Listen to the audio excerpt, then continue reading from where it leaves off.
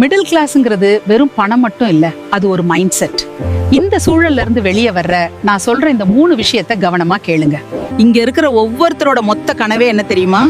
நான் பட்ட கஷ்டத்தை என் புள்ள படக்கூடாது, தன்னை மாதிரி கஷ்டப்படக்கூடாது. நம்ம முன்னாடி இருந்த ஜெனரேஷனை விட அடுத்த ஜெனரேஷனை எப்படியாவது தூக்கி விட வேணும்னு மட்டும் தான் நாம ஓடிட்டு இருக்கோம். உண்மை என்னன்னா, ஒரு தலைமுறையோட மொத்த தியாகத்துல தான் அடுத்த தலைமுறையே இங்க உருவாகுது.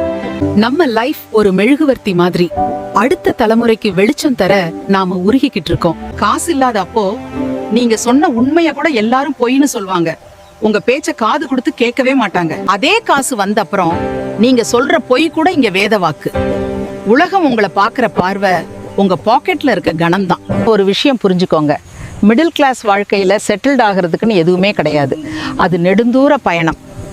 ஏன்னா இங்க ரெஸ்ட்ங்கிறது ரிட்டையர்மெண்ட்டுக்கு அப்புறம் கூட டவுட் தான். ஸோ வழி இல்லாம வாழ்க்கை இல்லை, அதை ஏற்றுக்கிட்டு முன்னேறுங்க. நம்ம குடும்பத்தோட வறுமைய வசதியா மாத்துற ஒரு பாலமா இருக்க தயாரா? மறக்காம எஸ்ன்னு கமெண்ட் பண்ணுங்க.